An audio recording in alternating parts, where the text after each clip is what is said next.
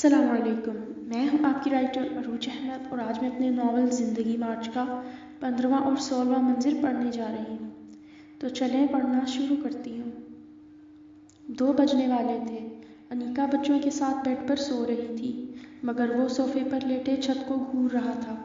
کمرے میں ملگجا اندھیرا چھایا تھا مگر اس دھندلکے میں اسے بہت کچھ صاف دکھائی دے رہا تھا۔ یہ کیا تھا؟ یہ اسی کا چہرہ تھا۔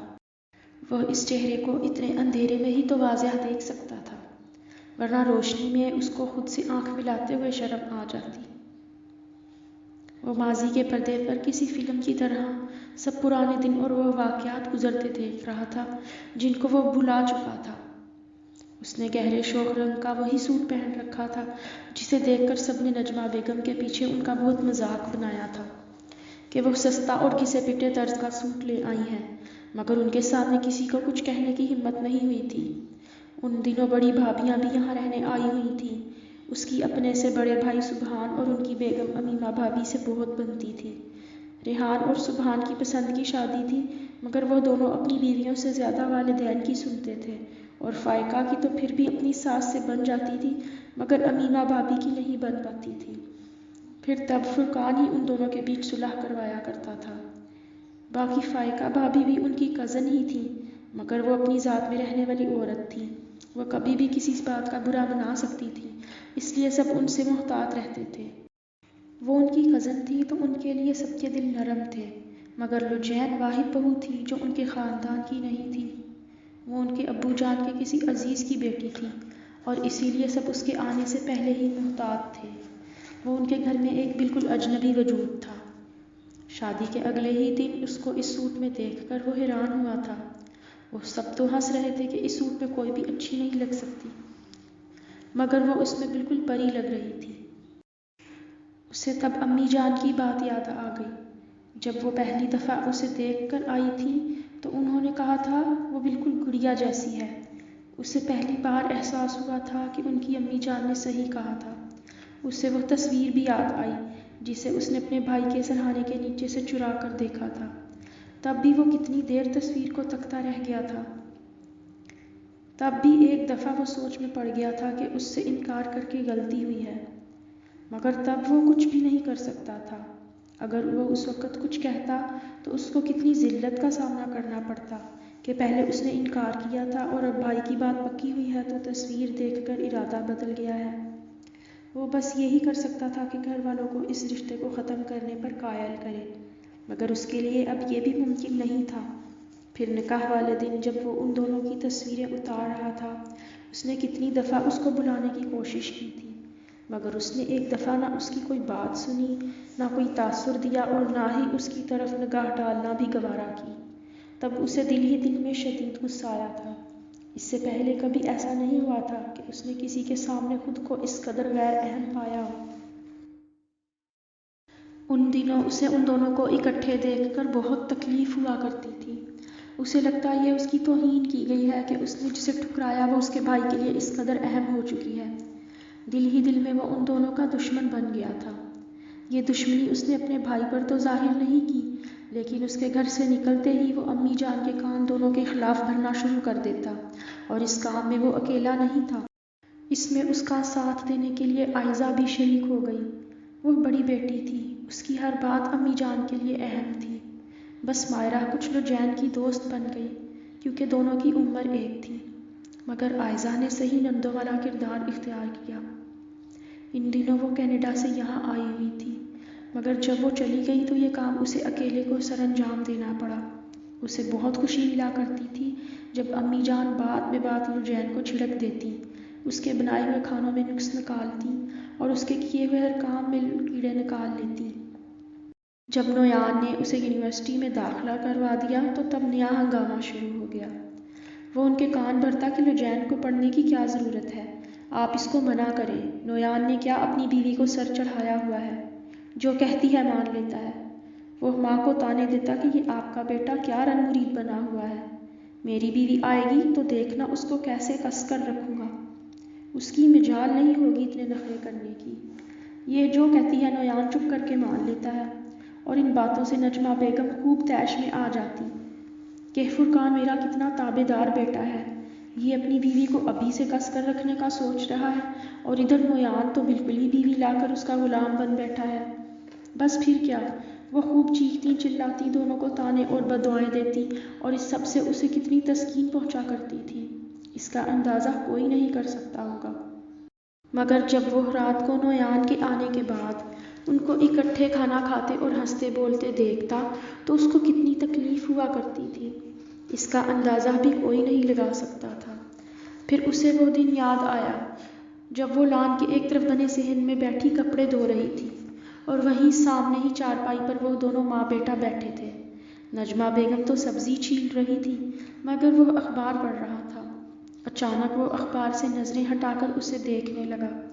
پتہ نہیں کیوں وہ اسے دیکھتے رہنے پر مجبور ہو گیا تھا۔ اس نے مہاگنی اور بھورے رنگ کا لباس زیب تن کر رکھا تھا۔ وہ خاموشی سے کچھ سوچتے ہوئے بہت اداس سی لگ رہی تھی۔ اسے واقعی کوئی کام ٹھیک سے نہیں آتا تھا۔ وہ بڑے ہولے ہولے کپڑے مل مل کر دھو رہی تھی۔ تب اسے لجین پر بہت ترس آیا تھا۔ اسے لگا کہ وہ کسی اداس ملک کی شہزادی ہو اور وہ ایک ظالم دیو جو اس کو دکھ اور تکلیفیں پہنچا کر خوش ہو رہا ہو۔ اس دن نہ جانے کتنی ہی دیر وہ اسے خاموشی سے دیکھتا رہا، اور دیکھتے دیکھتے کیا کیا سوچتا رہا۔ اس کے بعد اس نے فیصلہ کیا کہ وہ اسے یہاں سے جانے کے لیے مجبور کرنا پڑے گا، تاکہ نہ اسے وہ دونوں اکٹھے نظر آئیں اور نہ ہی وہ انہیں دکھ پہنچانے کا سبب بنے۔ بس پھر اس نے نجمہ بیگم کو نئی پٹیاں پڑھانی شروع کر دی۔ اس نے ان کے دل میں یہ پچھتاوا ڈال دیا کہ وہ غلط لڑکی کو بہو بنا کر لے آئی ہیں، اور بہتر یہی ہوگا کہ نویان اسے طلاق دے کر رخصت کر دے۔ نجمہ بیگم بہت سیانی خاتون تھیں۔ وہ اپنے لاڈلے بیٹے کا نام نہیں آنے دینے کے لیے خود ہی بری بنتی رہیں، اور بات بے بات فراز صاحب اور نویان کو مجبور کرتی رہیں کہ یہ رشتہ ان کی بہت بڑی غلطی ہے، اور وہ اپنی غلطی درست کرنے کے لیے لجین کو طلاق دے کر یہاں سے چلتا کریں۔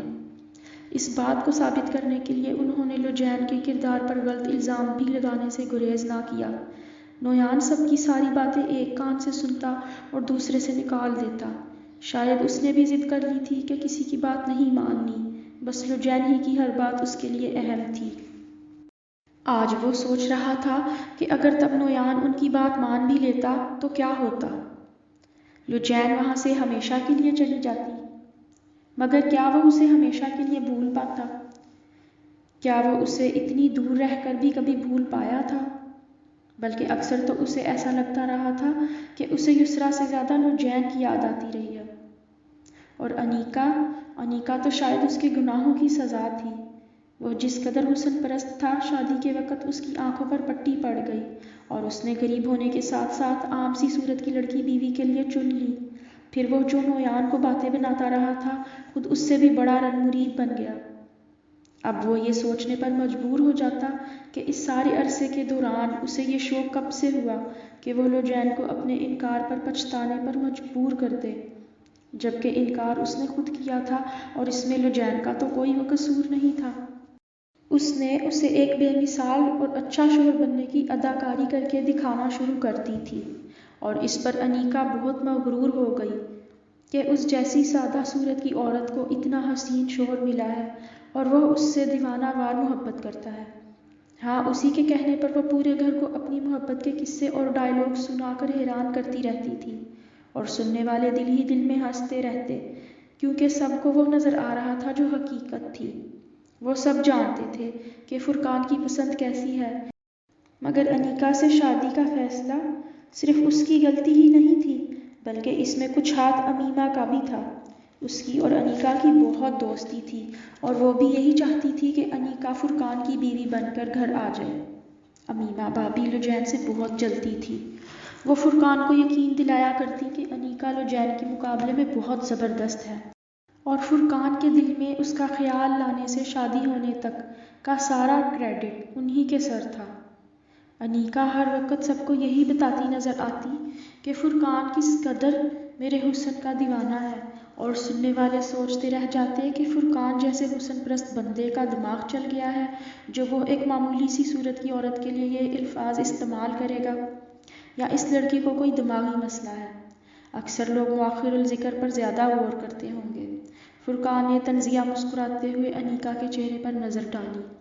وہ اس سے بے خبر گہری نیند میں خراٹے لے رہی تھی۔ بیویاں بھی کتنی جلدی بیوقوف بن جاتی ہیں، یا شاید وہ بیوقوف بننے کے لیے تیار ہوتی ہیں، اور ہم جیسے شوہر اتنی آسانی سے ان کی آنکھوں پر محبت کی پٹی باندھ کر خود آزاد ہو جاتے ہیں۔ اچانک اسے لجین کی ڈائری میں لکھے چند جملے یاد آ گئے۔ اس دنیا کا کوئی بھی مرد محبت کے لائق نہیں، پھر کیوں عورتیں محبت کرتی ہیں؟ کیوں؟ اس کے لبوں سے مسکراہٹ غائب ہو گئی۔ وہ ایک نئی سوچ میں پڑ گیا۔ وہ خود کو بیوقوف سمجھتی تھی مگر وہ نہیں تھی۔ وہ عام عورتوں جیسی نہیں ہے۔ اس نے نویان کی اتنی محبت کے باوجود کبھی اس کی محبت کا یقین نہیں کیا۔ مگر کیوں؟ اس سوال نے اسے سب بھلا کر ایک نئی سوچ میں ڈال دیا۔ چند لمحے سوچنے کے بعد وہ پرسکون ہو گیا۔ وہ بھی تو ہمیشہ سے یہی چاہتا تھا کہ لجین نویان سے نفرت کرے اور اس سے دور ہو جائے۔ اب یہ سب اس کی کوشش کے بغیر ہی ہو چکا تھا۔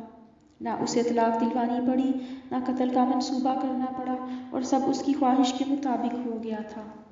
یہ سوچتے ہی وہ مطمئن ہو گیا۔ منظر بدلتا ہے۔ ناشتے کے بعد ہی فراز صاحب نے سب بیٹوں کو اپنے پاس بلا بھیجا تھا۔ اس پیغام کے آتے ہی سب کے چہروں پر آنے والے تاثرات کسی سے بھی ڈھکے چھپے نہیں رہ سکے تھے۔ کوئی سوچ رہا تھا کہ وہ وراثت کی تقسیم کے سلسلے میں کوئی بات کرنا چاہتے ہیں، اور کسی کو یہ شک تھا کہ وہ اپنی بیوہ بہو کے لیے کوئی اہم فیصلہ کرنا چاہتے ہیں، کیونکہ کچھ عرصے سے وہ اسی کے لیے فکر مند دکھائی دے رہے تھے۔ اس پیغام کی اڑتی اڑتی خبر نجمہ بیگم کے کانوں میں پڑ چکی تھی۔ وہ سب سے پہلے فراز صاحب کے کمرے میں داخل ہوئیں۔